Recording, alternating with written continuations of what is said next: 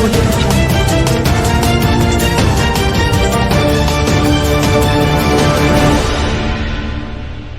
नमस्कार, न्यूज 20 बिहार की आवाज में आपका स्वागत है। हम हाजिर हैं आपके सामने अभी तक की कुछ प्रमुख खबरों के साथ।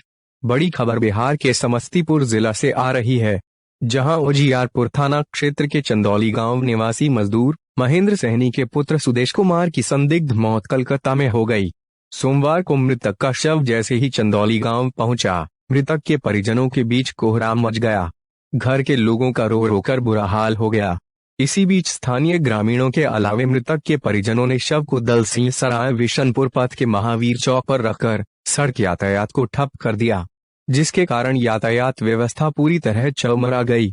स्थानीय ग्रामीण मजदूर की मौत का कारण ठेकेदार के द्वारा की गई पिटाई होना बता रहे थे। प्रदर्शनकारी ठेकेदार लाल बाबू सहनी तथा लखिंदर सहनी पर हत्या का मुकदमा दर्ज करने एवं मृतक के आश्रितों को मुआवजा राशि देने की मांग कर रहे थे। सड़क जाम की सूचना पर स्थानीय थाना अध्यक्ष विश्वजीत कुमार सदल बल जाम स्थल पर पहुंच आक्रोशित ग्रामीणों को समझाने का प्रयास किए, लेकिन लाख कोशिशों के बाद भी आक्रोशित ग्रामीण मानने को तैयार नहीं थे। करीब 2 घंटा बाद स्थानीय जनप्रतिनिधि तथा गणमान्य लोगों के द्वारा समझाने बुझाने के बाद आक्रोशित लोगों ने सड़क को जाम से मुक्त कर दिया तथा मृतक के शव का अंतिम संस्कार करने लेकर चले गए। घटना के संबंध में मृतक की बहन शांति कुमारी का कहना है कि मृतक सुदेश कुमार सहनी पश्चिम बंगाल के कलकत्ता में रहकर विगत 3 माह से टाइल्स फिटिंग का काम करता था। वह जिस ठेकेदार के यहाँ काम करता था, उसके यहाँ विगत 3 माह के मजदूरी का पैसा बाकी था, लेकिन वे ठेकेदार मजदूरी का पैसा नहीं दे रहा था।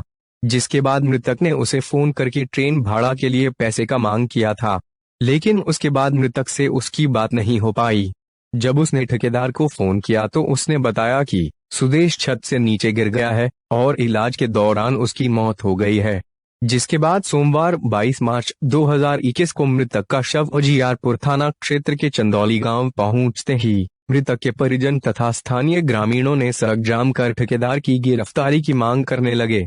उक्त मामले के आरोपी ठेकेदार लाल बाबू सहनी व लखिंदर सहनी से जब मोबाइल पर बात की गई तो उसने बताया कि मृतक गुरुवार की रात करीब 10 बजे शराब के नशे में झूमते हुए रूम पर आया और छत की ओर जाने के लिए सीढ़ियां चढ़ने लगा।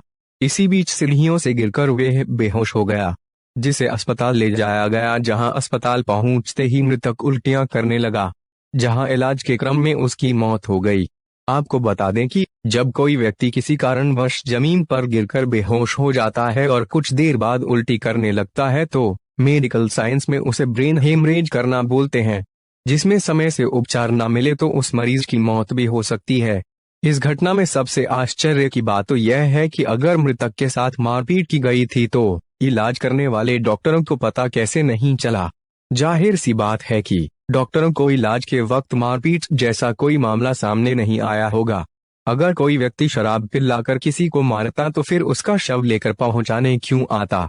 मृतक के शव का पश्चिम बंगाल पुलिस के द्वारा पोस्टमार्टम नहीं किया जाना भी अपने आप में एक सवाल खड़ा करता है, क्योंकि मृतक की मौत की असली वजह भी पोस्टमार्टम रिपोर्ट आने के बाद ही पता चलता।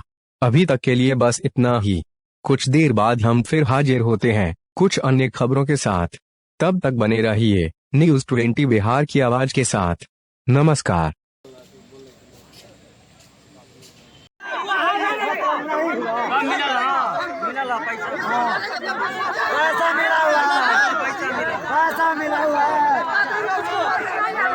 बृहस्पति को मुझे फोन किया सुबह 11 के नजदीक हमसे बात कर लिया। कौन किया? मेरा भैया। क्या नाम है? सुदेश साहनी। फोन किया तो मुझे 11 बजे में से 12 बोले भैया से घर कब होगा, क्योंकि वो हिसाब मांग रहे हैं ठेकेदार से, तो ठेकेदार हिसाब नहीं दे रहा है। हम कह देखो हिसाब देते तो ना देते तो हमारा शाम तक फोन करके बताइए। शाम तक हम इंतजार कर, हमारा फोन नहीं आया। हमारा हम फोन कर लिए यहाँ से तो हमारा बात नहीं करल के अंत संत जे मंत्र कर बड़े से वक्ते चल तब की छत पर से गिर गया हो गया।